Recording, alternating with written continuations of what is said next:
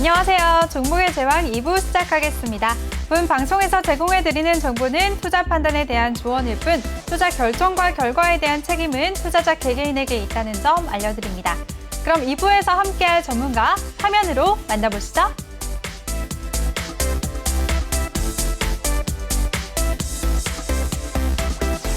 네, 오늘도 실내의 아이콘 서쌤과 함께하는 알찬 시간 준비가 되어 있는데요. 노란톡방 참여 방법부터 알려드리겠습니다. 노란톡 오픈 채팅 검색창에 종목의 제왕 서쌤이라고 검색을 하시거나 어렵다 못 찾겠다 하시는 분들 그냥 핸드폰 카메라로 아래 보이는 QR코드 스캔하시면 링크가 뜨는데요. 그 링크 클릭하시면 한 번에 입장하실 수가 있습니다. 많은 참여 부탁드리겠습니다. 네, 그럼 서쌤 모셔보도록 하겠습니다. 전문가님 안녕하세요. 네, 안녕하세요. 일주일 만에 뵈니까 더 반갑네요. 예, 실내의 아이콘 정말 네. 맞는 것 같아요. 네, 실내에 앉아있죠. 네, 좋습니다. 네, 그리고 노란톡방에서 수익률을 또 많이 주시니까 네, 참여자분들이 더욱더 신뢰하시는 것 같아요. 네, 정확한 이제 매수 시점하고 네. 매도 시점을 잘 알려드리면서 네. 좋은 종목들로 좋은 수익 알려드리는 만큼 잘 참여해 주시길 바라겠고 그리고 방송도 잘 보시면 종목들이 다 좋다는 거 아실 수가 있을 겁니다. 네, 좋습니다. 그럼 본격적으로 시장 얘기 나눠보도록 하겠습니다. 간밤 미증시 얘기부터 한번 해볼게요. 전문가님, 미증시 혼조세로 마무리했는데 네. 어떻게 보셨나요? 네, 일단 이번에 미증시는 FOMC 회의 결과가 나왔잖아요. 네. 그래서 그 부분을 집중할 필요가 있겠는데 일단 패드의 입장에는 변화가 없다라는 걸 확인을 할 수가 있었습니다. 네. 자산 매입 규모를 또는 자산 매입 규모 속도를 줄이지는 않겠다. 당분간은 줄이지 않겠다라고 얘기한 부분이 시장에 안도감을 줬다라고 보시면 될 것 같고요. 거기에 따라서 시장은 혼조세를 보였다라고 보시면 되겠습니다. 워낙에 호재지만 일단 시장 자체가 고점에 대한 부담은 있는 상황이기 때문에 혼조세로 마감했다라고 보시면 될 것 같고요. 어쨌든 1분기 기업 실적에 집중하고 있는 모습은 우리나라와 매한가지다라고 보시면 될 것 같고 일단은 파월 의장의 스탠스에는 변화가 없고 연준도 마찬가지로 이 스탠스를 그대로 따라가고 있다라고 생각을 해주시면 될 것 같습니다. 네, 좋습니다. 미증시도 실적에 집중하고 있다라고 말씀을 해주셨는데요. 전문가님, 오늘 밤에 파월 의장이 IMF 패널 회의에 참석해서 글로벌 경제에 대한 토론을 할 예정이라고 해요. 네. 이게 시장에 어떤 영향을 줄 수 있을까요? 뭐 어떻게 일단 보시나요? 결론부터 말씀드리면 네. 시장에 영향을 줄 것 같지는 않습니다. 왜냐하면 일단 하루 만에 말을 바꿀 수는 없거든요. 그쵸. 어제 했던 얘기를 그대로 하는 수준일 거고 그다음에 IMF에서는 뭐 일단은 뭐 신문하는 게 아니라 패널로 참석을 해가지고 어떤 그 연준의 지금 성과에 대한 평가라기보다는 중간 보고라고 생각을 하시면 될 것 같습니다. 우리가 이제 IMF 같은 세계적인 기금에서는 일단 체크를 하는 게 연준이 어느 정도 성과를 내고 있느냐의 척도로서 네. 사용을 하는 게 고용의 안정 그리고 물가 이런 것들을 보는데 사실 물가 같은 경우에는 지금 부담스러운 수준이긴 하지만 그 이상의 경제 상승세를 이룩하고 있기 때문에 그런 부분에서 봤을 때 조금 무난하게 지나갈 것 같다라는 생각을 하고 있습니다. 왜냐하면 고용 지표 자체도 좋게 발표가 되고 있고 물가에 관련된 지표도 경제 상승률을 감안을 한다라고 하면 감내할 만한 수준이다라고 얘기를 하고 있기 때문에 그런 부분에서는 상당히 긍정적인 평가가 예상이 되고요. 파월의 발언 자체가 시장에 영향을 줄 것 같지는 않다라는 게 제 생각입니다. 네, 좋습니다. 우리 서쌤이 오늘 밤 파월의 발언도 어제처럼 시장에 안도감을 줄 거다라고 말씀을 해주셨습니다. 그리고 오늘 우리 시장은 어떻게 보셨나요? 옵션 만기일이었는데 생각한 것처럼 변동성은 그렇게 크지는 않은 것 같아요. 그렇죠? 네, 일단은 보셨어요? 옵션 만기일 날 그 주식시장에 널뛰기를 하는 이유는 딱 하나입니다. 네. 일단 옵션이라는 것 자체가 콜옵션, 풋옵션이 있는데요. 네. 콜옵션 같은 경우에는 여러분들이 상승에 베팅을 한다라고 생각을 하시면 됩니다. 그래서 콜옵션을 매수한다, 콜옵션을 매도한다 이런 얘기들이 있는데요. 네. 사실 기관과 외국인은 매도 포지션을 통해서 일단 어느 정도 안정적인 수익을 만들어가는 해지 수단으로 활용을 하는 거고요. 이번에 포지션을 분석을 해보면 외국인과 기관의 포지션이 매도를 통해서 안정적인 가격대를 구축한 포지션이었기 때문에 시장에 큰 영향을 주지는 않았다라고 보시면 될 것 같습니다. 네, 좋습니다. 우리 시장 큰 변동성을 보이지 않고 그래도 무난하게 지나갔다라고 정리를 해주셨습니다. 그리고 전문가님 근데 종목들 살펴보면 네. 코스피 같은 경우에 빨간 불은 켰지만 그래도 상위 종목들 그래도 파란 불을 켰거든요. 네. 대장주들은 왜 크게 움직이지 않고 있을까요? 그러니까 일단은 어제 기점을 해가지고 1분기 실적 발표 시즌이 시작을 했습니다. 네. 삼성전자와 LG전자 같은 경우에는 어닝 서프라이즈를 냈음에도 불구하고 주가가 부진한 모습을 보이고 있는데 네. 사실 이 부분들은 직전에 증권사들이 컨센서스를 어느 정도 올리면서 시장에 반영이 이미 다 됐기 때문에 그 부분은 재료 노출이라고 생각을 하시면 될 것 같고요. 이 다음에 발표될 기업들 중에 조금 실적이 좋게 나올 것 같은 기업들 위주로 움직인다라고 생각을 하시면 될 것 같고 그렇기 때문에 시총 상위주들 중에 예를 들어서 삼성전자라든가 이런 애들이 떨어졌기 때문에 파란불을 켰다라고 보시면 될 것 같고요. 사실 지수 자체가 그럼에도 불구하고 플러스를 기록한 이유는 이제 중단에 있는 종목들이 상당히 상승세가 가파랐다라고 생각을 하시면 될 것 같습니다. 그러니까 예를 들어서 시총 상위에 있는 종목들이 1%씩 빠졌다라고 해도 네. 중간단에 있는 애들이 올라오면 한 5%씩 올라오다 보니까 그런 부분을 상쇄하면서 지수 전체적으로는 플러스를 기록을 했다라고 보시면 될 것 같고요. 오늘 건설주 움직임을 보시면 아시겠지만 1분기 실적이 예상보다 좋게 나올 걸로 예상되는 섹터로 빠르게 순환매가 이루어지고 있는 그런 장세다라고 판단을 하시면 좋을 것 같습니다. 네, 좋습니다. 우리 서쌤이 어닝 서프라이즈를 기록한 삼성전자와 LG전자는 이미 주가에 선 반영이 됐다라고 말씀을 해주셨고요. 그리고 대장주들보다는 중소형주들이 더 큰 움직임을 보이면서 지수 상승을 이끌었다라고 시장 정리해 주셨습니다. 그럼 오늘 장 이슈됐던 섹터 한번 얘기 나눠보도록 하겠습니다. 전문가님 조금 전에 또 건설주들 말씀해 주셨잖아요. 네. 어제 보궐선거를 통해서 서울시장이 당선이 되면서 오세훈 후보가 당선이 됐죠. 앞으로 부동산 정책 기대감 때문인지 건설주들 오늘도 강세 흐름 보였는데요. 어떻게 보셨나요? 네, 일단은 건설주에 대해서는 여권이 되든 야권이 되든 정책에 관련된 부동산 정책에 관련된 부분은 일괄적인 것이다라는 예상이 있었죠. 네. 거기에 따라서 일단은 이제는 중요한 것이 재건축과 재분양 시장입니다. 재건축과 재건축 시장 그렇기 때문에 그런 부분에서 봤을 때 그런 시장의 규모를 판단을 했을 때 앞으로 기대되는 부분이 있다라고 여겨지고요. 특히나 오늘 대형 건설사들의 주가 흐름이 좋았는데 사실 브랜드 가치가 있는 건설사들이 재건축 시장에서는 메리트가 있기 때문에 그런 부분이 반영됐다라고 보시면 될 것 같고 시장의 형성이 예전에는 그래도 공공주도였다라고 하면 최근에는 이제 민간주도로 옮겨가고 있습니다. 효율성, 사업의 효율성 측면에서도 그렇고요. 그다음에 최근에 있었던 LH 사태와 같은 그런 불미스러운 일들 때문에라도 민간주도로 옮겨가면서 민간 건설사들의 수익성이 개선될 것이다라는 부분이 반영됐다라고 보시면 될 것 같습니다.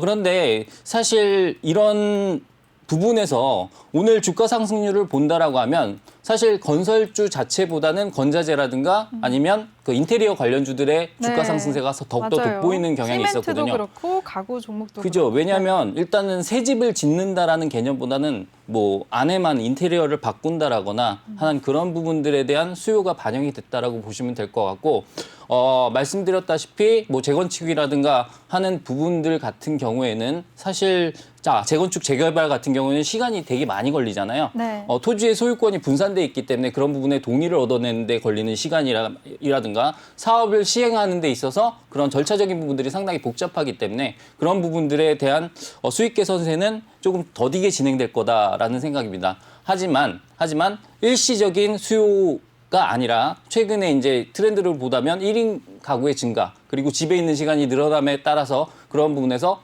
집에 대한 인테리어에 대한 관심이 상당히 늘어난다라는 점 그런 부분들을 고려를 한다라고 한다면 최근에 그런 주가 상승세를 조금은 설명할 수 있을 것 같다라고 생각이 들고요. 네. 하지만 이제 수급적인 특징적을 본다면 외국인과 기관들은 건설주를 어마어마하게 매수하는 모습을 보였습니다. 특히나 GS건설이라든가 대우건설 같은 경우에는 상당히 많은 금액이 들어왔는데요. 그런 부분은 실질적인 중장기적인 수혜주는 대형 건설사가 될 것이다라는 그러한 시각을 반영했다라고 보시면 될 것 같아요.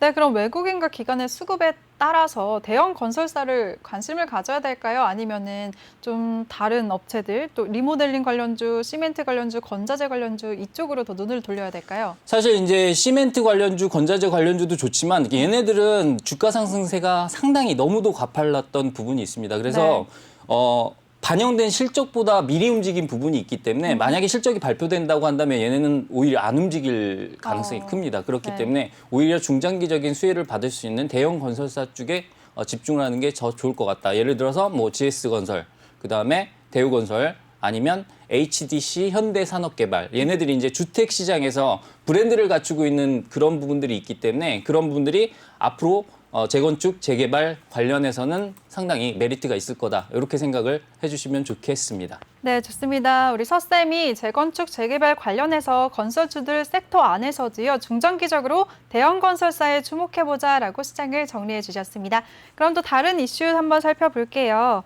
오늘 코로나19 신규 확진자 수가 700명으로 집계가 되면서 관련주들이 또 크게 움직였거든요. 어떤 종목들 눈여겨보셨나요? 네, 일단 오늘 많이 움직인 종목들 보면 뭐 시젠이라든가 진매트릭스라든가 이런 네. 종목들이 상한가 근처까지 가는 모습을 보였는데요. 특히나 네. 시젠 같은 경우에는 유상증자. 진단 키트의 대장이라고 보시면 될 것 네. 같죠. 지금 오늘 일간 확진자 수가 700명을 넘으면서 이제 4차 대유행에 대한 우려가 제기되고 있는 상황입니다. 그러다 네. 보니까 아무래도 예전 같았으면 뭐 마스크 관련주라든가 뭐 이것저것 다들 움직였을 텐데 최근에는 이제 조금 집중되는 경향을 보실 수가 있을 거예요. 왜냐하면 네. 예전에 학습 효과를 통해서 이제 경험적으로 선별이 되는 거죠. 그래서 실질적으로 실적이 올라가는 섹터군 또는 아직까지 재료가 완전히 노출되지 않은 그런 종목군들 위주로 움직였다라고 보시면 될 것 같습니다. 예를 들어서 시젠 같은 경우에는 오늘 19% 넘는 상승세를 기록했던 데는 100% 무상증자까지 조금 가세해줬다라고 보시면 될 것 같고요. 네. 시젠 같은 경우에는 여러분들 아시겠지만 수출 증가율로 봤을 때 국내 기업 중에 1위입니다. 그래서 작년 대비 그리고 재작년 대비해서 수출 증감률 그리고 이익 증감률로 따지면 가장 큰 이익 증가세를 시현한 그런 종목이다 보니까 그런 부분들이 주가에 반영이 됐다라고 보시면 좋을 것 같습니다. 그리고 네. 일단 진단키트, 네. 말씀. 네, 진단키트 관련해서 정말 오랜만에 또 올라왔잖아요. 네. 이 관련주들이 한동안 계속 또 눌림을 받다가 올라왔는데 지금부터라도 관심을 가져야 될까요? 그 부분 어떻게 생각하시나요? 일단은 네. 여러분들이 진단키트는 상당히 많은 부분이 있다라는 걸 알고 계실 거예요. 그런데 선별적으로 접근을 하셔야 됩니다. 그래서 우리가 실질적으로 진단을 받는 데 쓰이는 진단키트에 관련된 종목들을 보셔야 되고 제가 생각했을 때 그런 부분은 뭐 시젠이라든가 랩지노믹스라든가 엑세스 바이오 요 정도로 압축할 수 있지 않을까 싶습니다. 왜냐하면 우리가 진단 키트라고 했을 때 그 뭐 수송 배지라든가 수송 키트라든가 이런 부분까지 다 합쳐서 생각하는 경향이 있는데 그런 부분에 대한 매출은 조금 미미하다라고 보시면 될 것 같고요. 실질적인 진단 키트에 관련된 종목들은 그렇게 많지 않다는 걸 여러분들이 잘 알고 계셔야 된다. 너도 나도 진단 키트 할 때가 있었잖아요. 그래서 거기에 묻혀서 가던 종목들은 이제는 선별적인 움직임을 보이기 때문에 집중해서 선택을 하셔야 된다. 이렇게 정리를 해드리도록 할게요. 네, 좋습니다. 진단키트 관련해서도 종목별로 옥석 가리기가 필요하다라고 말씀을 해주셨습니다. 그럼 전문가님, 이제 네. 코로나19가 계속 장기화가 되면 그동안 왜 뭐 끝날 것 같다, 포스트 코로나 준비해야 된다 하면서 여행주들이나 항공주들을 많이 샀었잖아요. 네. 근데 지금 또 그런 종목들이 눌리고 있는데 그 종목들은 지금 이 기회에 저가 매수해 볼까 하는 분들 많으시거든요. 그건 어떻게 생각하세요? 저는 이렇게 말씀드리고 싶어요. 네. 그러니까 제가 말씀드리는 줄기를 크게 이해하시는 분들은 제가 어떤 말을 하겠다라고 지금쯤이면 알아야 됩니다. 왜냐하면 저는 일관적인 얘기를 하거든요. 네. 자, 제가 말씀드렸을 때 지금은 1분기 실적 발표 시즌이라고 말씀을 드렸어요. 네. 그러면 1분기 실적이 그래도 웬만큼 좋게 나올 종목들 위주로 확인이 돼야 된다라고 말씀을 드렸죠. 근데 여행하고 항공은 아직 그 부분이 확인될 수가 그쵸. 없습니다. 그래서 확인이 된다라고 해도 2분기 이후에 될 거란 말이에요. 그래서 그런 부분들 생각을 하신다라고 한다면 걔네들은 물론 저가 매수의 기회일 수도 있겠지만 조금 더 기다렸다가 1분기 실적 발표를 마무리 짓고 역시나 조금 안 좋게 나왔네 또는 예상보다 뚜껑을 열어보니까 살짝 괜찮은데 라는 그러한 시점에서 조금 접근을 하시는 게 좋지 않을까 싶은 부분이 있고요. 네. 거기에 관련해서 차라리 이슈성으로 뭐 백신 여권 관련주라든가 이런 부분에 눌림목을 이용하는 게 더 낫겠다 이렇게 생각을 하고 있죠. 네, 좋습니다. 실적 시즌을 준비하면서 실적이 개선되는 종목들에 집중하자라고 말씀을 해주셨어요. 네, 그리고 또 다른 이슈 한번 살펴보도록 하겠습니다. 오늘 차기 대선 주자 적합도 조사에서 이재명 경기도지사가 1위를 차지하면서 또 관련주들이 움직였는데요. 이 종목들은 어떻게 보셨나요? 사실 뭐 동신건설, 에이텍TN, 에이텍, 뭐 프리엠스 이런 종목들이 상당히 좋은 흐름을 보였습니다. 네.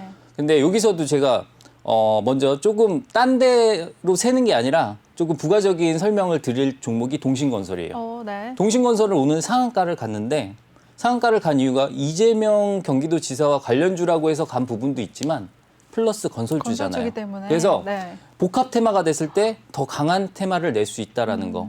뭐 제가 계속해서 제가 말씀드렸던 종목을 어필하는 건 아니지만 네. 하나투자증권 같은 경우에도 두나무 플러스 증권주 강세 이게 복합되면서 상한가를 갔었잖아요. 네. 그래서 그런 부분들을 생각을 하신다고 한다면 이왕에 투자할 거 조금 더 센 애를 고르는 그러한 팁을 아셨으면 좋겠다라고 말씀을 드릴 수가 있겠고요. 네. 그래서 그런 부분에서 접근을 하시면 될 것 같고 아까 다시 원점으로 돌아와서 강세 종목들의 말씀을 드리면 동신건설이라든가 에이텍, 프리엠스 이런 종목들은 상당히 강한 흐름을 보였다. 하지만 뭐 인맥 관련주 그리고 해당 지역에 있는 그러한 뭐 지역적인 특성 이런 것들이 반영된 거기 때문에 기업의 실질 가치에는 사실 영향이 없다라는 거 여러분들이 항상 아셨으면 좋겠고 지지율은 숫자잖아요. 네. 이 숫자에 따라서 희비가 엇갈리다 보니까 이거는 사실 뭐 아니면 도밖에 될 수 없습니다. 만약에 오늘 윤석열 전 검찰총장 관련주를 샀던 분들은 네. 낭패를 받겠죠. 네. 그러면서 만약에 데이 트레이딩으로 접근을 하셨다고 한다면 오늘 또 울고 계실 거 아닙니까? 그래서 그런 부분들은 조금 지양하는 그러한 투자를 행하셔야 된다라고 말씀을 드릴 수가 있겠고요. 이왕 하실 거면 차라리 이런 인물 관련주들 같은 경우에는 팁을 드리자면 오히려 빠져있는 걸 건드리는 게 더 낫다라는 겁니다. 왜냐하면 지지율이 이미 벌어졌어요. 더 벌어진다고 주가가 더 차이 나지는 않거든요. 네. 역전되면 바뀌잖아요. 그러다 보니까 빠진 애를 공략하다 보면 역전되는 경우가 있거든요. 그래서 그러면 차라리 그렇게. 두 인물의 관련주를 하나하나씩 사서 그렇죠. 이렇게 수익을 그거는 뭐 얘가 벌어준 거 얘가 까먹을 수가 있기 때문에 어. 그건 뭐 제가 봐서는 해치 전략도 아니고 같이 올라가진 않을까요? 같이 수익이 올라가는 엇갈리고 경우도 있어요. 네. 같이 올라가는 경우도 있는데 네. 그런 경우는 많지 않기 때문에 일단은 첫 번째 네. 아예 피해라라는 게 제 조언이고요. 네. 두 번째 이왕 할 거면 차라리 빠진 거 해라. 이렇게 정리를 해드리도록 하겠습니다.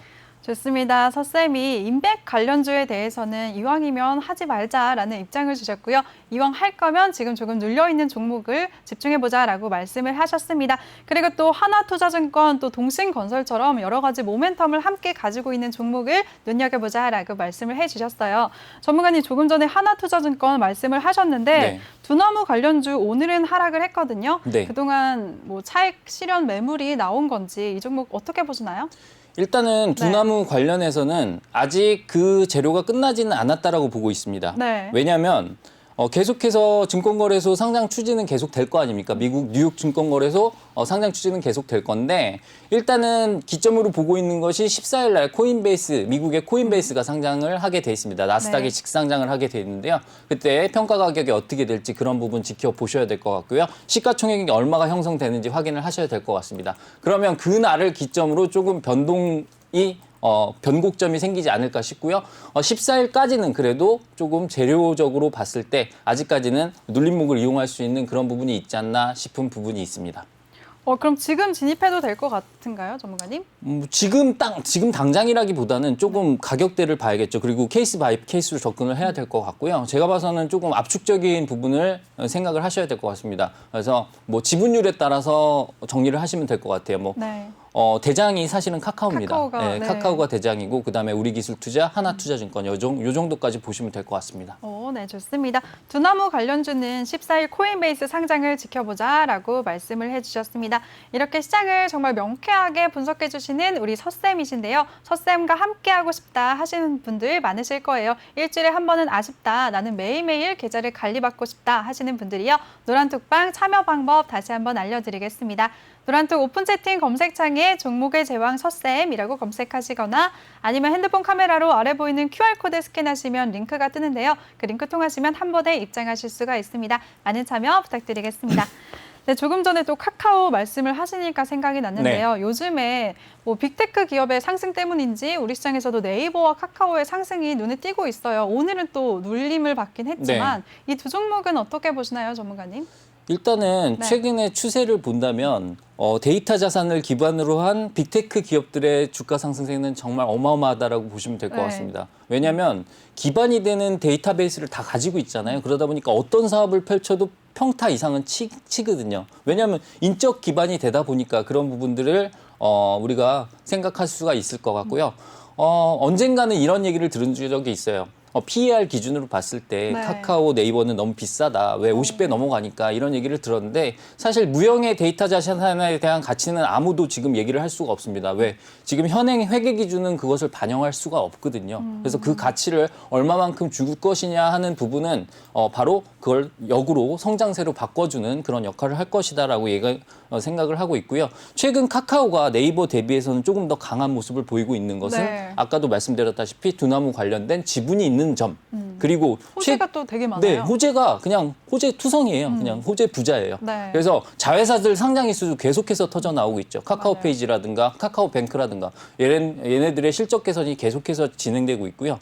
카카오 선물하기 최근에 되게 큰 수익성을 보이고 있는 거 알고 계시죠? 네. 걔가 지금 동종 업계가 없다 보니까 수익성을 상당히 크게 내고 있다는 거 여러분들이 아셔야 될 것 같고요. 최근에 피코마라고 해서 카카오 재팬에서 운영하고 있는 그 컨텐츠 기업 가치가 상당히 성장세가 그 컨텐츠 분야에서는 그래도 세계 1위 수준이다라는 얘기가 나오면서 그런 부분도 부각이 됐다라고 보시면 될 것 같습니다. 거기에다 플러스 이제 액면 분할을 앞두고 있지 않습니까? 카카오 자체를 이제 심리적으로 좀 더 싸게 살 수 있다라고 착각을 하실 수 있는 이벤트이기 때문에 네. 사실 싸게 사는 게 아니거든요. 네. 왜냐하면 10,000원짜리 5개 사나 50,000원짜리 하나 사나 똑같은데 개인 부담을 좀 투자자분들은 줄여줄 네, 뿐이죠. 아직도 이렇습니다. 아직도 100만 원짜리 주식은 롯데 너무 비싸 이래요. 근데 롯데가 비싼 게 아니라 걔는 아직 액면 분할을 안 했을 뿐이다라고 생각을 해주시면 될 것 같고요. 그런 액면 분할 이슈 자체가 주가에 영향을 미치지는 않지만 그래도 더 많은 국민들이 예전에 삼성전자처럼 더 많은 국민들이 관심을 가질 수 있는 그런 큰 이벤트가 될 수 있다는 거 보시면 될 것 같고요. 그래서 12일부터 14일까지는 카카오가 거래가 정지가 됩니다. 네. 그리고 나서 15일부터 거래가 재개가 되는데 또 그때도 괜찮은 가격대라면 조금 더 관심을 가질 만한 그러한 구간이 아니겠는가 이렇게 네. 생각을 하고 있습니다. 전문가님 근데 액면 분할을 하게 되면은 예전에 삼성전자 같은 경우에는 네. 조금 눌림목, 횡보를 많이 거쳤거든요. 근데 카카오 같은 경우에는 어떻게 될까요? 조금 액면 분할 한 후에 조금 주가가 하락하면 그때 사야지 하시는 분들도 많으신데 어떻게 보시나요? 네, 일단 이렇게 생각하시면 돼요. 액면 분할 하는 거를 알고 계시나요? 모르고 계시나요? 네? 카카오가 액면 분할을 있죠. 알고 계시죠? 네. 앵커님이 알고 계신 거는 전 국민이 알고 다 계신 알고 거죠. 있겠죠? 그러다 네. 보니까 액면 분할에 대한 부분은 반영이 다 됐답니다. 다 그죠? 됐답니다.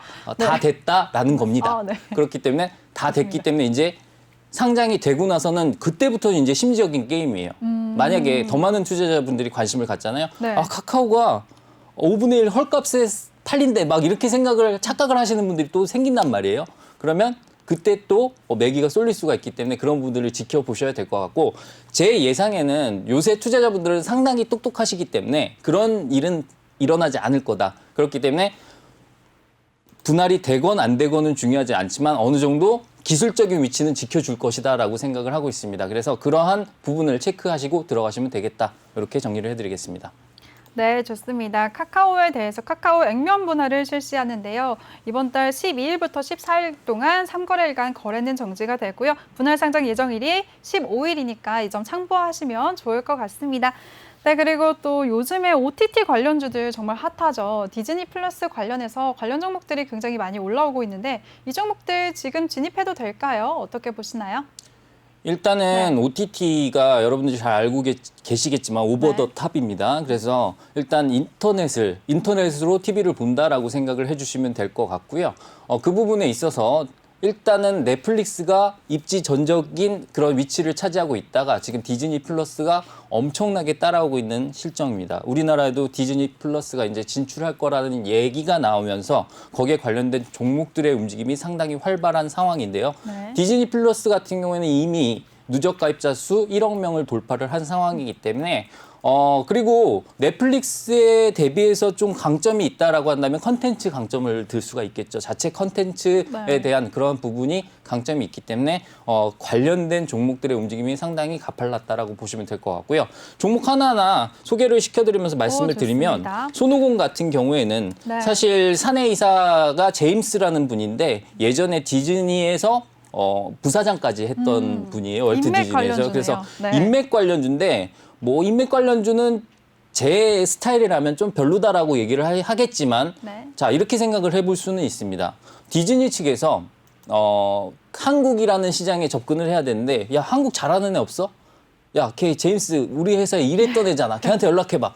이렇게 될 수 있습니다. 네. 그래서 이렇게 그쵸. 접근을 한다라고 한다면 이해가 돼요. 네, 네. 이해되죠. 그래서 그렇게 접근을 한다라고 한다면 가능성 있는데 이렇게 생각을 할 수가 있겠죠. 그리고 네. 손오공이라는 것 자체가 뭐 헬로카봇이라든가 네. 이런 아이들의 꿈과 희망을 심어주는 그런 부분에서 헬로카봇 조카 있으시면 사보셨을 거 아니에요. 네. 정말 잘 만들었거든요. 그래서 그러한 부분에 대한 부분도 상당히 좋은 상황이기 때문에 저는 손오공 좋게 보고 있습니다. 다만 지금 가격대를 공략하기보다는 일단은 5일선을 깼을 때는 3,300원 정도 수준에서 3,300원에서 한 3,500원 정도 공략하는 게 어떨까 하는 생각을 하고 있고요. 그다음에 네. 알로이스라는 애가 있는데 얘가 아까 말씀드렸던 OTT 기기를 만들어내는 애인데 사실 얘는 기술력이 상당히 좋은 회사고 근데 이 부분은 조금 생각을 해보셔야 될 것 같습니다. 지금 OTT 기기 안 갖고 있는 집이 없을 거 아니에요. 네. 뭐 디즈니니까 이미 많이 보유하고 있으니까. 디즈니니까 네. 새로 깔아야지 이건 아닐 거 아닙니까? 다만 우리나라가 아닌 그 뭐 중동이라든가 아프리카라든가 이런 신흥 시장을 공략한다라는 차원에서는 추가적인 매출이 발생할 수 있다라는 부분 체크를 해주시면 될 것 같습니다. 그래서 알로이스는 저는 네. 뭐 사실 지금 당장보다는 한 6,000원대 눌림목 준다라고 한다면 디즈니 플러스가 실질적으로 들어오기 전까지는 그래도 모멘텀이 지속되지 않을까 하는 부분이 있고요. 네. 뭐 예를 들어서 IHQ가 제가 봤을 때는 가장 직접적인 관련주라고 볼 수가 있겠는데 디즈니사가 계열사를 통해서 지분을 가지고 있어요. IHQ 같은 경우에는. 그래서 그런 부분 보시면 사실 IHQ는 최근에 있었던 그런 그 미디어 관련주의 강세와도 조금 연관될 수 있는 부분이 있기 때문에 가격적으로도 괜찮다라고 볼 수가 있겠고요. 얘도 마찬가지로 2,300원 정도는 공략 가능한 부분에 있다라고 생각을 하고 있습니다. 이 정도 정리를 해드리도록 할게요. 네, 좋습니다. 우리 서쌤이 디즈니 플러스 관련해서 IHQ, 손오공, 알로이스까지 조금 더 조정할 때 매수해보자라고 말씀을 해주셨습니다. 그리고 전문가님, 빅히트가 최근에 굉장히 이슈가 되고 있어요. 네. 미국 엔터테인먼트 이타카를 인수한다는 소식에 연일 강세를 보이다가 오늘은 조정을 받았는데요. 빅히트 어떻게 보시나요? 그 빅히트 같은 경우는 네. 그야말로 지금 이제 하이브로 개명을 하잖아요. 네. 하이브로 개명을 하면서 빅히트를 치고 있습니다. 그래서 글로벌 1위는 내가 먹을 네. 거야라고 하면서 실질적인 글로벌 1위 그 엔터테인먼트 플랫폼 업체를 그것도 지분 100% 인수거든요. 네. 그냥 뭐 나는 시시하게 인수 안 하고 통으로 먹을 거야라고 나오고 있기 때문에 스케일이 굉장히 커요. 네, 그래서 네. 그 부분은 진짜 방시혁 의장 그분이 상당히 대단하다라는 생각을 하고 있고요. 사실 이타카 홀딩스를 인수하는 자금에 관련돼서 조금 잡음이 생길 수가 있는 부분이 유상증자, 구주주 배정 유상증자를 하다 보니까 그 부분에 있어서 주가 가치가 약간 희석될 수 있는 부분은 있습니다만 중장기적으로 봤을 때는 얘는 그래도 글로벌 1위 엔터테인먼트 플랫폼 그리고 위버스를 활용한 메타버스의 그러한 근간을 이룬다라는 점에서 봤을 때 향후 행보가 상당히 기대되는 측면이 있다라는 부분이 있고요. 특히나 빅히트에 대해서 상당히 많은 분들이 걱정했던 부분들은 BTS라는 너무 단일화된 그러한 그룹에만 집중을 했다라는 부분이었습니다. 그래서 엔터테이너 자체가 많이 다양화될 수 있는 측면이 있기 때문에 라인업 자체가 구축이 될 수 있는 부분이 있기 때문에 그런 부분들을 상쇄해 줄 수 있는 그런 글로벌 모멘텀이 아닌가 싶고요. 그런 부분에서 봤을 때 빅히트는 네. 약간 차트를 보면서 설명을 드리면요. 네. 빅히트도 사실 예전에 상장 초기에 많이 눌려서 많은 그쵸. 분들이 고민하셨잖아요. 네, 제가 오늘 잠을 못 자서 약간의 수전증이 있어서 종목명을 치는데 좀 오래 걸렸거든요. 그 부분은 죄송합니다. 네. 그래서 일단은 SK 바이오사이언스처럼 상장 이후에 너무 고가의 형성이 된 나머지 그러한 부분들의 매물을 소화하는 과정이 너무 오래 걸렸다라는 점 빅히트에서 보실 수가 있고요. 이제는 어느 정도 상장 초기의 고점 부분을 공략하는 수준까지 와 있습니다. 그래서 오늘은 그 고가 부분에 대한 매물이 조금 나왔다라고 보시면 될 것 같아요. 왜냐하면 이렇게 생각을 해보시면 돼요. 빅히트가 상장된 처음 당일날 딱 샀는데 물리신 분들은 네. 지금까지 계속 손실이었잖아요. 네. 이제서야 플러스가 되니까 오늘 이제야. 나 들어서 팔아야지 뭐 이렇게 파시는 분들이 계실 수가 있습니다. 네. 그래서 이런 분들의 매물이 약간 소화됐다라고 보시면 될 것 같고요. 네. 앞으로 향후 저는 더 올라갈 거라고 보는데 다만 네. 공략 지점으로 봤을 때 저는 25만 원 정도 공략을 하면 좋겠다라고 생각을 하고 있고요. 원래 이런 부분은 제가 노란톡에서 알려드려야 되는데 저는 좀 마음이 앞서다 보니까 다 말해버렸습니다. 그래서 신뢰의 아이콘이라고 생각을 해줍니다. 네, 역시나 연기까지 하시고 정말 마음에 드네요. 우리 서쌤과 함께하는 시간 정말 유익하고 재미있는 시간인 것 같습니다. 근데 전문가님, 빅히트가 이렇게 히트를 칠 줄 알았더라면 근데 진작에 쿠팡처럼 미증시에 바로 다이렉으로 상장하는 게 낫지 않았을까요? 자, 그래서 네. 제가 전해 들은 바로는 네. 강시혁 의장이 맨날 이제 쿠팡 보면서 땅을 치고 후회를 있다고 한다고. 그렇게 들었습니다. 예. 네. 그리고 또 빅히트를 보니까 또 SK 바이오사이언스 아까 언급을 해주셨잖아요. 네. SK 바이오사이언스는 언제쯤 이렇게 다시 올라올 수 있을까요? 오늘 올라왔어요.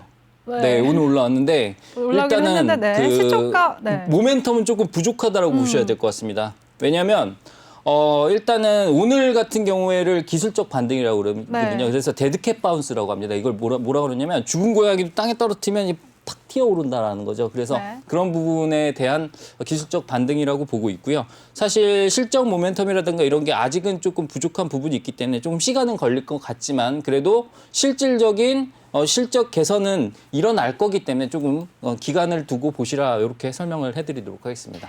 네, 그리고 전문가님은 이런 신규 상장주에 대해서 어떤 입장을 갖고 계신가요? 신규 상장주는 조금 조심하자, 보수적으로 보시는 분들도 계시고 아니면 그만큼 성장성이 크니까 바로 진입을 하자 하시는 분들도 계시거든요.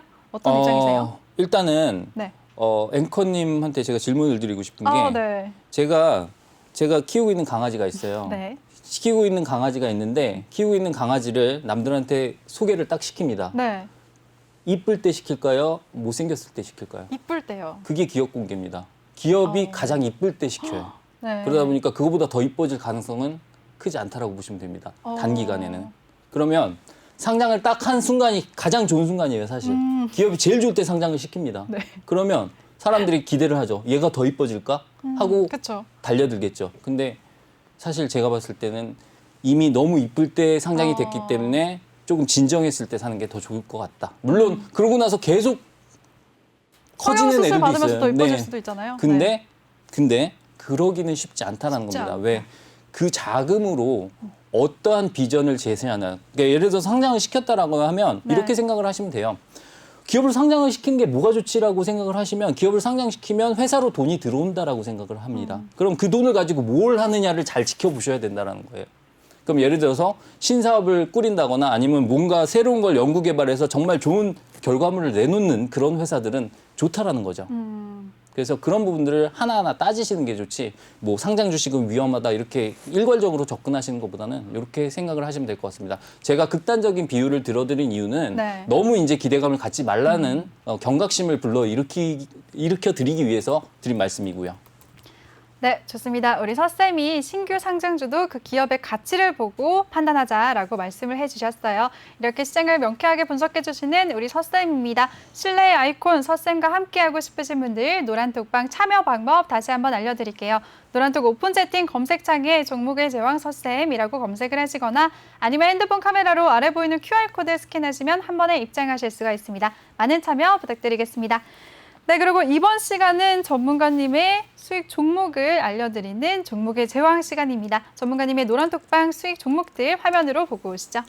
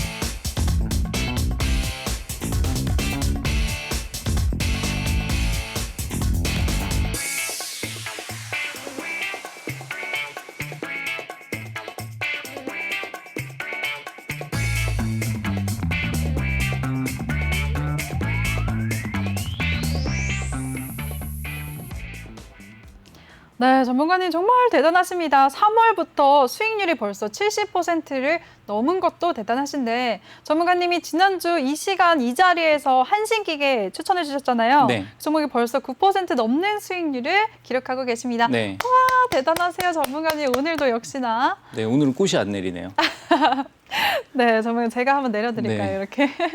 전문가님 간단하게 리뷰 좀 부탁드릴게요, 종목들. 네, 일단은 다른 종목들은 리뷰를 다 했기 때문에 한신기계만 말씀드리도록 하겠습니다. 일단은 네. 왜 방송 종목만 좋은 거 주고 톡방에서는 안 주냐라고 말씀을 하셔서 동일하게 드렸고요. 한신기계 같은 경우는 제가 말씀드렸던 1차 목표가를 달성했기 때문에 조금 괜찮은 결과를 냈다라고 말씀을 드릴 수가 있겠고, 한신기계는 두 가지 접근 방법을 했었죠. 일단은 업황의 개선이라는 부분에서 접근을 했었고요. 그리고 수소차 관련된 모멘텀이라고 현대위와 관련된 공기 압축기 관련된 부분을 말씀을 드렸습니다. 그래서 일단 공략 지점에서 봤을 때 2,500원 정도까지 보실 수 있다라고 말씀을 드렸는데 최고가 기준 2,560원 찍었기 때문에 어느 정도 목표 달성했다라고 보이는 부분이고요. 사실 얘는 계단식 상승을 하고 있는 그런 종목이기 때문에요. 2차 접근도 가능한 부분이 있다라고 여겨지는 상황입니다. 그래서 두 번째 이제 공략 자리는 제가 생각했을 때는 2,300원 부분이 될 것 같고요. 그 가격대는 다시 한번 재공략 가능한 부분이 있기 때문에 얘는 전에도 말씀드렸지만 기계업종 같은 경우에는 순환 사이클이 좀 길다라고 보시면 될 것 같습니다. 그 긴 사이클을 두고 조금 중장기적으로 상승하는 경향이 있기 때문에 얘는 게다가 모멘텀도 있다라고 말씀을 드렸죠. 그 부분 체크를 해주시면 될 것 같습니다. 네, 좋습니다. 서쌤이 한신기계에 대해서 지금 계단식 상승을 그리고 있기 때문에 추가 진입도 가능하다라고 말씀을 해주셨는데요. 자세한 가격 전략은 대응 방법은 노란톡방에서 이용하실 수가 있습니다. 참여 방법 다시 한번 빨리 알려드릴게요. 노란톡 오픈 채팅 검색창에 종목의 제왕 서쌤이라고 검색하시거나 아래 보이는 QR코드 스캔하시면 링크가 뜨는데요. 그 링크 통해서 한 번에 입장하실 수가 있습니다. 네, 그럼 전문가님 오늘은 어떤 종목을 준비해 오셨나요? 일단 네. 오늘 준비한 종목은요. 길게 끌지 않고 빠르게 과연, 말씀을 드리도록 네. 하겠습니다. 비덴트라는 종목입니다. 아, 네. 비트코인 관련주죠. 네, 비트코인 관련주인데 오늘 뭐 두나무 관련주도 그렇고 비트코인 관련주들 다 하락을 한 하락했어요. 이유는 비트코인이 조금 많이 빠졌기 때문인데요. 네. 그 부분은 비트코인이 빠지는 과정은 조금 저는 중요하지 않다라고 생각하고 있습니다. 왜냐하면 지금 워낙에 많은 프리미엄이 붙어 있어요. 우리가 네. 제가 별로 좋아하지 않는 말이지만 김치 프리미엄이라고 네, 저도 얘기를 들어봤어요. 김프라고 네. 얘기를 하는데 코리아 프리미엄 또는 김치 가격 차이가 나는 걸 프리미엄이라고 얘기하는 거죠? 외국에서 사면 예를 들어서 뭐 바이낸스에서 사면 7천만 원인데 우리나라에서 사면 8,500. 뭐 이런 식으로 거의 1,500만 원 가까운 그러한 프리미엄이 붙어 있기 때문에 네. 거기에 대한 갭 해소 과정은 조금 일어날 수밖에 없다라고 생각을 하고 있고요. 그래서 그 부분은 중요하지 않다라고 생각을 하고 있습니다. 그래서 글로벌 시세를 참고하시는 게 좋을 것 같고, 자, 그러면 우리가 여태까지는 두나무에 관련된 부분만 집중을 했잖아요. 네. 자, 그런데 우리나라 3대 거래소가 있습니다. 일단 업비트가 있고요. 네. 그다음에 코인원이 있고 그다음에 빗썸이 있습니다. 원래는 빗썸이 최고였어요. 근데 빗썸이 이제 약간 법률적인 그런 문제가 많이 생기면서 지금 2, 3위권까지 내려온 상황인데, 사실 빗썸의 최대 주주라고 할 수가 있는 게 비덴트입니다. 빗썸 홀딩스의 지분 32%를 가지고 있기 때문에 단일 최대 주주라고 볼 수가 있겠고요. 빗썸에 대한 매각 소식이 계속 나오고 있습니다. 자, 두나무가 그런 높은 평가를 받고 있다라고 한다면 빗썸은 제가 봤을 땐 그 절반 정도는 받을 수가 있고요. 최소 매각가액으로 따졌을 때 2조 이상은 받을 수 있다라고 생각을 하고 있기 때문에 그 지분 가치를 따졌을 때 비덴트는 지금 저평가 구간이다라고 생각하고 있습니다. 그런데 최근 주가가 조금 조정을 받고 있는 이유는 물론 딱 봤을 때 많이 조정을 받지는 않았어요. 고점 대비해서 많이 받지는 않은데 조정을 받고 있는 이유는 매각 자체가 조금 딜레이 되고 있는 부분이 있고요. 뭐 넥슨의 김정주 회장이 인수를 한다라고 했다가 뭐 JP 모건에서 눈독 들인다 이런 얘기들이 나오고 있지만 실질적으로 구체화된 부분은 아직까지는 없습니다. 그렇기 때문에 아직까지 없다는 부분에서 언제든지 이슈가 될 수 있다라고 역으로 접근을 할 수가 있겠고요. 제가 아까도 네. 말씀드렸다시만 우리가 지금 두나무 관련주를 막 계속 찾아다니기보다는 그 대안이 될 수 있는 다음 이슈를 기다리는 게 저는 더 현명하다라고 보고 있습니다. 그래서 비덴트를 그런 관점에서 접근을 하셨으면 좋겠다라고 생각을 하고 있고 최근 외국인의 수급을 보면 조금 올라오고 있는 부분 보실 수가 있고요. 수급적인 부분에서도 조금 괜찮은 부분 확인을 하실 수가 있습니다. 자, 얘 같은 경우에는 좀 길게 놓고 보시면 사실 많이 오른 종목이긴 합니다만 아직까지 그 지분 가치가 완전히 반영되지 않았다라고 정리를 해드릴 수가 있겠고요. 일단 제가 드리는 가격 전략은요. 일단 14,000원 언저리 보고 있습니다. 사실 기술적으로 봤을 때 가장 이상적인 진입 구간은 13,000원이지만 13,000원 기다리고 있다가 진입이 안 될 수가 있거든요. 그래서 일단 이런 경우에는 분할 매수로 접근을 하시는 게 좋습니다. 예를 들어서 내가 얘를 10% 매수를 해야 된다라는 전략을 갖고 계신다라고 한다면 14,000원에 5% 매수를 하신 다음에 예를 들어서 또 가격 조정을 13,000원까지 받는다면 그때 또 5% 추가 매수 하셔서 10%를 채우시는 게 좀 더 합리적이지 않나 싶고요. 왜냐하면 5% 딱 체결되고 나서 올라가면 더 살 걸 이렇게 걱정하시는 분들이 항상 계시는데 그건 중요하지 않습니다. 내가 수익을 내는 게 중요하지 내가 더 사고 뭐 과거로 돌아가서 그런 후회 그런 과정들은 주식 투자에 있어서 상당히 좋지 않습니다. 그래서 내가 매도한 종목이라든가 내가 못 산 종목들은 그냥 기억에서 지워버리시는 게 정신 건강에 좋습니다. 그래서 그런 부분 말씀드릴 수가 있겠고요. 14,000원 정도 매수하셔서 전고점 부근까지는 저는 충분히 볼 수 있다라고 생각을 하고 있고요. 이 종목 같은 경우는 중장기적으로 봤을 때는 18,000원 이상 볼 수 있는 종목이라고 생각을 하고 있습니다. 그래서 일단 1차적인 목표가는 16,000원 제시해 드리도록 하겠습니다. 하지만 일단 이러한 재료, 뭐 매각이 무산됐다 이런 얘기가 나올 수가 있거든요. 그런 부분에서 봤을 때는 일단 손절가를 두고 대응을 하셔야 되는데 손절가는 12,000원 제시를 해드리도록 하겠습니다. 네, 좋습니다. 오늘 서쌤이 빗썸의 최대 주주인 비덴트를 제시해 주셨습니다. 가격 전략도 말씀해 주셨는데요. 매수가는 14,000원, 1차 목표가는 16,000원, 손절가는 12,000원이라고 제시해 주셨습니다. 그리고 시장 상황에 따른 자세한 가격 전략, 대응 방법은 노란톡방에서 이용하실 수가 있으니까요. 노란톡방 참여하시면 좋을 것 같습니다. 노란톡 오픈 채팅 검색창에 종목의 제왕 서쌤이라고 검색하시거나 아니면 아래 보이는 QR코드 스캔하시면 한 번에 입장하실 수가 있습니다. 네, 전문가님 오늘 비덴트를 말씀해 주셔서 그런데 비트코인 가격이 계속해서 올라갈까요? 아니면 내려갈까요? 어떻게 사실 생각하세요? 네. 비트코인에 대한 가격의 움직임은 뭐 저는 솔직하게 말씀드리면 모르겠습니다. 그렇죠. 전문가님은 주식 네. 전문가님이시니까. 아니에요. 저는 비트코인도 강의한 적이 많습니다. 네, 근데 네. 알다 보니까 모르는 거예요. 왜? 얘가 가치가 어느 정도라는 걸 산출을 할 수 없는 애다 보니까 얘의 가격 변동 모르겠습니다. 왜? 100% 심리입니다, 이거는. 그래서 비트코인 같은 경우에는 네. 가격에 좀 플러스 요인이 있고 마이너스 요인이 있습니다. 플러스 요인은 뭐냐면 일단은 쉽게 쓸 수 있다. 이제 범용화 가능성에 관련된 부분이고요. 그다음에 이제 마이너스 요인은 제재에 관련된 부분입니다. 네. 하지만 2번 제재에 관련된 부분이 최근에 상당히 약해지고 있죠. 그렇기 때문에 가격 상승이 있는 거고요. 그러면 얘가 만약에 이제 화폐로서의 정말 통용될 수 있는 가치가 있다라고 했을 때 그걸 거꾸로 생각을 해보면 예를 들어서 내가 1비트코인을 주고 뭘 샀는데 비트코인 가격이 급변을 한다면 이 물건의 가치 자체가 상당히 평가 자체가 많이 달라지잖아요. 그런 부분을 생각을 하셔야 될 것 같습니다. 일례로 예전에 비트코인 10개로 피자를 사드신 분은 지금 그게 채했겠죠. 네. 네. 얼마짜리 피자입니까? 지금 가격으로 따지면 7억 5천짜리 피자를 드신 거예요. 그쵸. 물론 그분은 다른 비트코인들을 많이 갖고 계시다는 소식을 들었습니다만 네. 그런 걸로 생각을 했을 때 그래서 일론 머스크가 얘기했던 그런 테슬라를 비트코인으로 살 수 있다라는 부분도 제가 전에 설명을 드렸겠지만 네. 그런 부분들 생각을 해주시면 될 것 같고요. 사실 저는 이렇게 생각을 하고 있습니다. 비트코인을 10만 달러, 즉 1억 이상의 가치로 보고 계신 분들도 상당히 많더라고요. 네. 그래서 일단 가격 상승이 어느 정도 더 진행될 수 있다라고 생각을 하고 있습니다. 왜? 지금 유동성의 랠리가 끝나진 않았다라고 보고 있고 최근에 증시자금 현황을 봤을 때도 오히려 코인 가상화폐 관련된 시장에 거래대금이 더 많이 늘어나고 있는 부분이 있습니다. 그래서 그런 부분들을 생각을 한다라고 한다면 개인 투자자분들의 관심이 많고 그다음에 자금들이 계속 그쪽으로 들어가는 비중이 크고 있고 그다음에 업비트라든가 빗썸이라든가 거래대금 규모가 늘어나고 있는 부분이 있기 때문에 그런 부분에서 봤을 때는 추가적인 상승의 가능성은 있으나 다만 이제 시작을 해봐야지라는 마인드로 접근하시는 분들은 조금 자제를 하셨으면 좋겠다라는 생각을 하고 있습니다. 왜냐하면 2018년도에 초반에 네. 비트코인이 2,500만 원 이상의 고점을 찍은 다음에 한 2020년 작년 초까지죠. 계속 힘들었거든요. 네, 맞아요. 정말 진짜 죽겠다 하시는 분들 상당히 많았습니다. 그리고 그런 부분들이 많았기 때문에 이런 투기적인 분위기가 또다시 조장되거나 하지는 않았으면 좋겠다라는 부분입니다. 그래서 여러분들이 주목하셔야 될 부분은 언론 매체에서 나오는 그런 부분들입니다. 비트코인 열풍, 나도 한번 시작해볼까라는 기사가 나왔을 때는 그만하셔야 될 때다라고 생각을 하고 있습니다.